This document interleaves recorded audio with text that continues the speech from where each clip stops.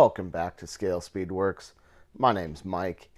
This is going to be a quick update video on the Unified Scale Automotive Content Creators build.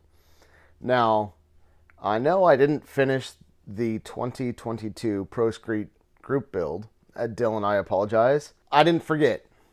I had a few setbacks. When things aren't working out, you kind of set things off to the back burner. So that project is back on track, and I think I set myself a deadline of October 10th. So 1 month late, I'll be done with the ProStreet group build. So stay tuned on that. As far as this build goes, well, as you guys can see, I cut the top. Yep, she's naked, or at least topless. So this still has, it still has a little bit more to go. I have sanded, I've done a little bit of work. I still have more work to go, a lot more work to do. I've also cut the exhaust from the rear axle, and I cut the exhaust from the headers.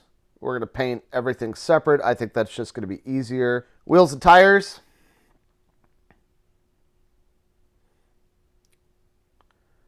These are the wheels from the 71 CUDA. These are going to be the tires from the 71 CUDA. Goodyear radial GTs. These are slightly different than the Goodyear steel belted radials that come in the kit, and I'll show you why. Although they are the same diameter, you can tell much wider tire. So I measured them. I measured the tires, that is, from the 71 CUDA, and the tires are 10 scale inches versus 7.5 for the stock Roadrunner, and I'm sure GTX wheels. So something to think about if you're looking to do a stock wheel and rim combo. I'm still working on the stock 440 engine. This is definitely a work in progress, but it's coming along. And speaking of engines and progress, I want to give a huge shout out to GrandpaMark's Hobbies. He has a brand new channel. He only has a couple of videos out. He posted a video almost an hour long of how to wire an engine. And while he does wire a Chevy engine, the detail that he goes into and the things that he covers is absolutely applicable to a Mopar engine. So I will be going back, carefully reviewing his tutorial and wiring that thing up. So again, GrandpaMark's Hobbies, go check him out, give him a sub, knowledgeable guy, and hopefully he's able to push out some more great content soon. I uploaded a video last week about a winter build that I'm planning on doing. Really excited about this. It's going to be a cool project, and I will have another video out regarding that project soon. I know there's a lot of group builds going on right now, and I hate to call this a group build, but if you guys would like to join in, I'd appreciate it. It's going to be a really cool project. More info on that shortly.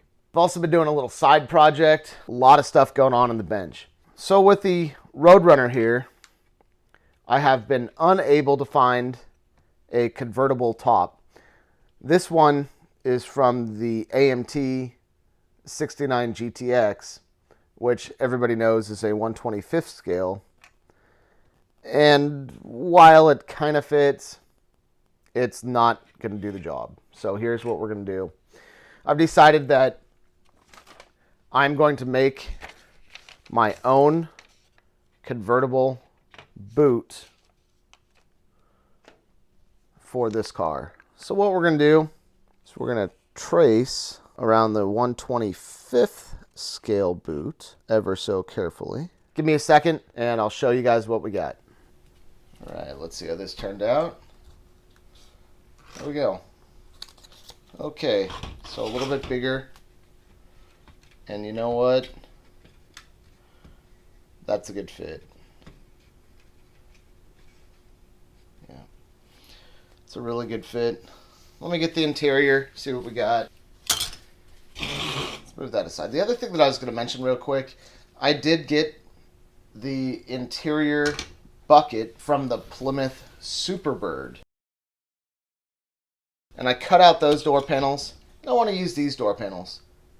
And I'm sure you guys can see these have a lot more detail and a lot more texture to them. So we're going to be using these door panels. So let's get this in here, see what we got, see how this looks.